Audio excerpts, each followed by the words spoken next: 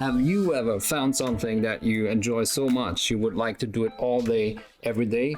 Well, I have this little series called Grimdark, where I will usually paint a Space Marine in a particular technique. This approach is rather accessible, and I'm not gonna lie, most of all, it's also a lot of fun. And it's really rewarding to do because you can get a lot of minis painted relatively fast. It's one of these things that makes me really happy. Sponging minis, seeing the quick process, and last but not least, I also love how the result looks. And that's what mini painting to me is all about. I already made step-by-step guides for a lot of chapters. Also, I covered gold with my sanguinary guard and silver with these iron warriors. But silver that's suitable for filthy chaos traders might not be fitting for the Emperor's finest demon slayers. Doing Grey Knights in my Grimdark scheme is probably the most requested video on my channel at this point. So I thought about what I could be doing different for a Grey Knights video, and I think I figured something out. So all I need now is some awesome looking miniatures to try this on. But then I remembered Games Workshop kinda hates the Grey Knights. They got a new codex, alright, but there's literally only 3 units available. Well, there's more units, but they all come from the same 3 boxes. And then there's 3 characters. Well, I guess 2 characters. But they're all super outdated and they look the part, kind of pathetic compared to other modern models. How are you going to enact that Terminus decree if you look like you could get bodied by any Primaris Marine little Grey Knight Terminator man? So I'm gonna find something to mash together and create some awesome Grey Knight Terminators with. Okay, so you saw that I already picked up this Terminator squad, but we have to bring these into the 42nd millennium and at the very least make them bigger. And there's only really one way to do that, and that's using the Terminators that got an upgrade in the Indomitus box. So I dug through all the boxes that had the Terminator sprues in them, and I remembered that I had this set. And not only does it have the Terminators, it also has the Deathwing Knights, which could also be an interesting kitbash, as they are even bulkier. The first thing I do with every conversion or kitbash is to find out what options I have. You could say I'll make a mental list of available bits and pieces I have to work with. That step includes assembling some parts so I can physically compare sizes and styles of individual parts and sub-assemblies and how they would potentially fit together without a lot of cutting. Hacking things apart is fine and often a necessary part of the process. But I like doing these 3D puzzles in my head, kind of like you would overlap digital files in a 3D software program. When parts fit together, sometimes magically, like a blessing straight from the Omnisia, that's usually due to making this mental inventory list. So one thing I realized pretty soon in the process is that contrary to my original plan, the Deathwing Knights will be a better fit than the generic Terminators. And that arch detail in their bodies fits the iconic psychic hoods on the Grey Knight body so much better than just nothing. The hoods fit into these arches like they were made for them. But how was I going to join the chestplate with all that Grey Knight iconography that I wanted to retain and the so much larger backplate without having to fill in obnoxiously large gaps or size differences? It turns out the solution is simple, and I first thought of it during the initial planning phase. I could just stuff that whole chest part inside the back shell if I cut it down a bit in the back.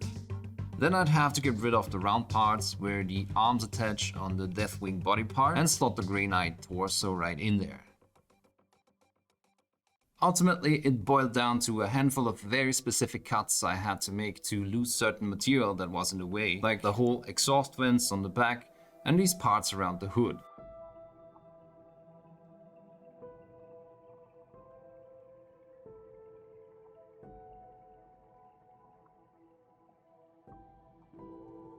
And then cutting along the edge of the arm attachment on the back part did most of the heavy lifting. But that wasn't obvious right away, so on this first prototype I inched my way forward, occasionally fitting the 2 parts together to make sure I'm not cutting away too much. And once I was at this stage, I realized there was only 2 things left to do. First, snip off this part down here and cut the Grey Knight chest slimmer in this area, and that was it.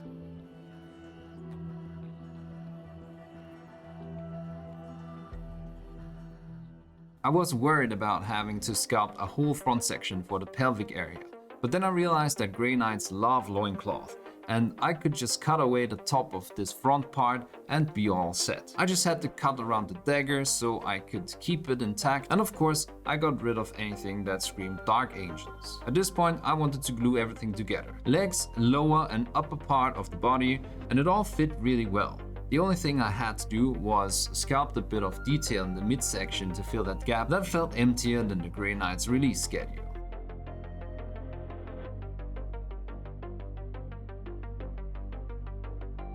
Now, while I personally prefer the Knight bodies, for the sake of knowing how the experience would be using normal Terminators, I also tried that. This was the third one I built, and by now I really had the hang of the process, and I knew where I could use tools to speed things up. Using a rotatory tool to get rid of the arm attachment, for example. And the cuts I had to do became more deliberately and confident, and I got that whole process down to about 10 minutes. I realized that these were second generation Terminators, which means they are different from the push-fit versions from the Indomitus box.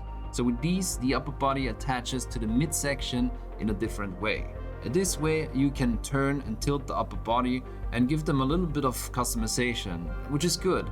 But after the modifications I did to the upper body, this part got in the way when gluing everything together, so I had to cut it down to make it fit. And with the bodies more or less done, I could start to think about what to do with the legs. While I think it's fine to just use the regular Terminator legs, and then do something that fits the Grey Knight patterns, having Grey Knight themed iconography on the shins on most of them would be a little better. Hacking apart the original legs would be a lot of work, and realistically they are too small anyway. So I did look online and I found these shin guards and hip protectors that were a perfect match. They were even designed for Terminator models, so I didn't have to resize anything. And I quickly printed them and cleaned them up, and they fit right with the aesthetic.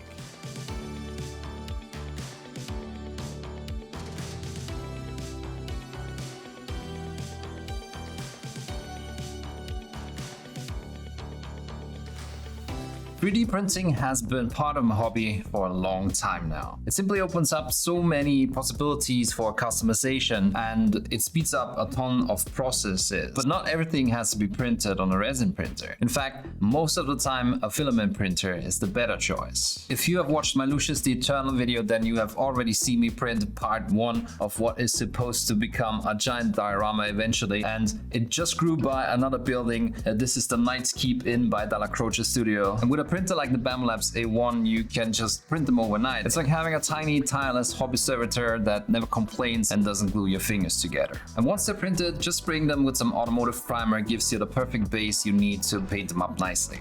I also started to print some sci-fi terrain for some Kill Team games I have coming up. I printed these containers, and as you can see, some of these creators invest a lot of time and thought into making these really intricate and complex designs. This one even has a door that slides and you can open the side hatches. Really awesome pieces, and you don't have to pay an arm and a leg. Like for the price of these 3 containers, I can print 30 or more of these, and then if I need to, I can just chop them up without the headache of destroying expensive plastic. I didn't know I needed a filament printer until I got one, because now I see applications everywhere. It doesn't just have to be wargaming and miniature hobby related.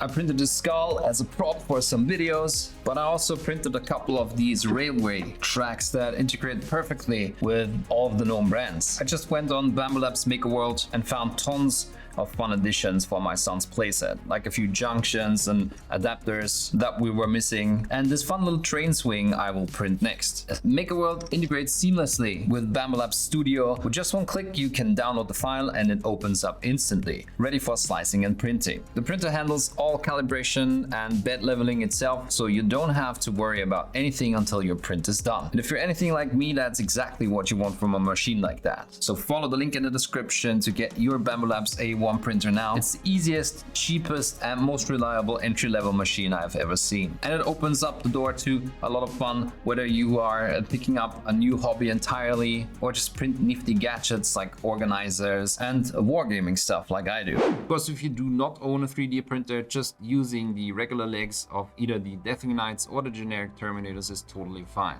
I did use them for one of mine, and I'm actually looking forward to paint some red and white patterns with Grey Knight heraldry on them. So with that, the bulk of this conversion was done, and I could finally jump into detailing the minis and individualize them further, and this is where the fun starts for me.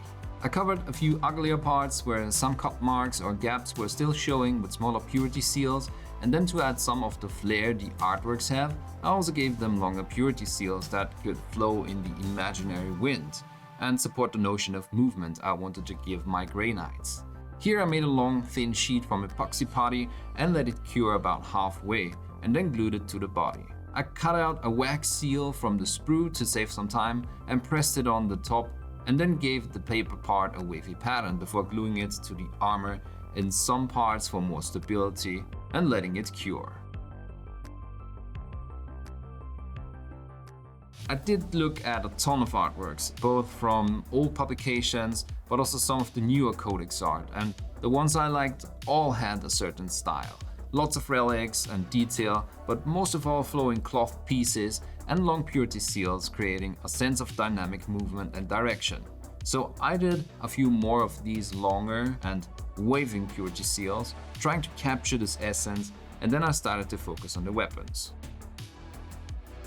I did use the more usual armaments like Nemesis halberds and the Demon Hammer, but I also wanted to turn one of these into a Grey Knight Ancient, not using the typical banner, and instead going for more of a display of relics, and I wanted to use this bit from the box as a centerpiece, and then adding to it, mainly through some strategic cutting and repositioning. So I took the warding staff and cut off the top part and the lower end because I wanted a smooth handle instead of the textured one.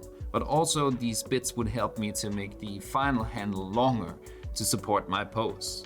I laid out what I had planned and then started to pin all the elements and glued them together one by one, until I was happy with the height of the staff and the direction it was facing.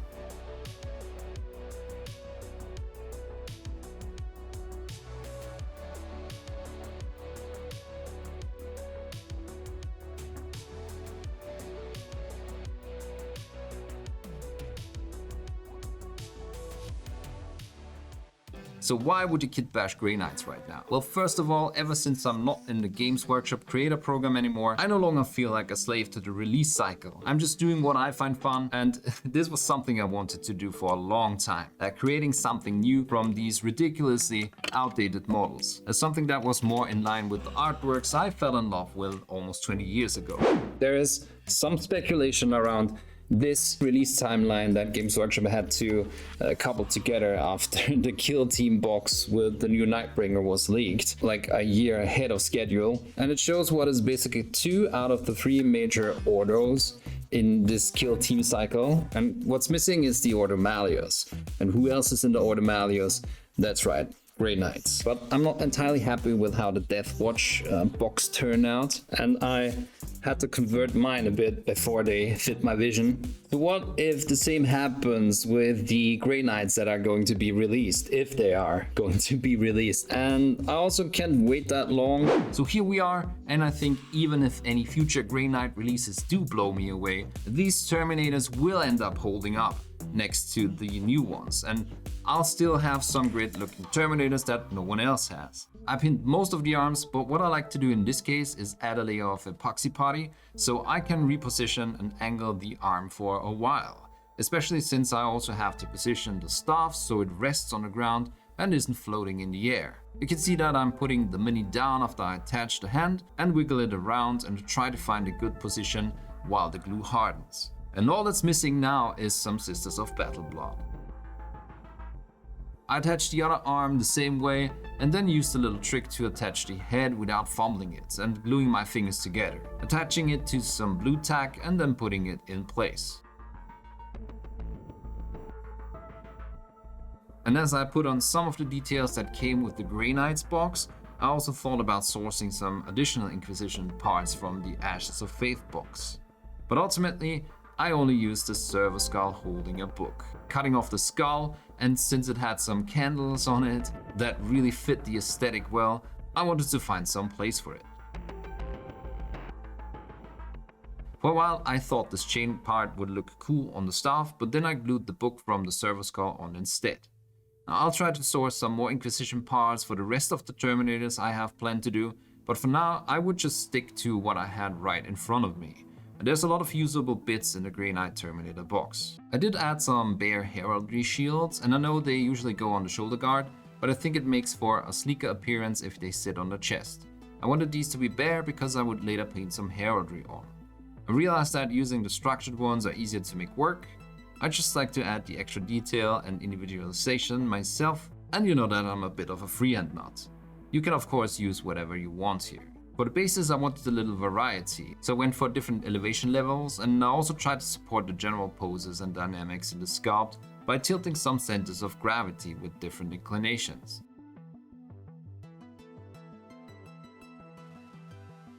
I gave the cork a finish with milliput so it would look more like stone, and then added some earth as filler.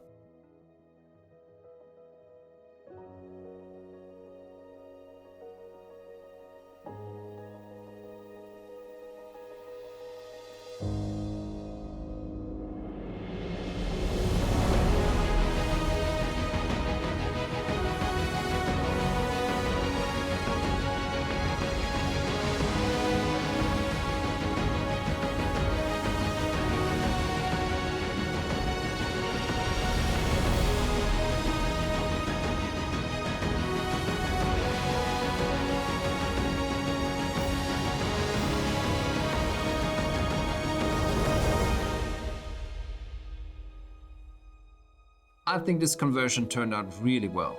I obviously like that they look taller and more menacing, but also more in line with all of the modern models. They have that Grey Knight aesthetic I love from the artworks, and they are detailed enough without looking overloaded and out of place. This was a nice proof of concept, and I'll definitely slap together a couple more of these eventually. In my opinion, this also shows that the look of Grey Knight still works in this universe. All it takes is a little bit of modern mini design. After all, that's why so many people like to collect them and yearn for an update. If you want to see me paint these, make sure to subscribe, because so many of you that watch my videos regularly are not, and if Siege messes with the YouTube algorithm again, you might miss it. Until then, keep pushing that pigment, and see you in the next one.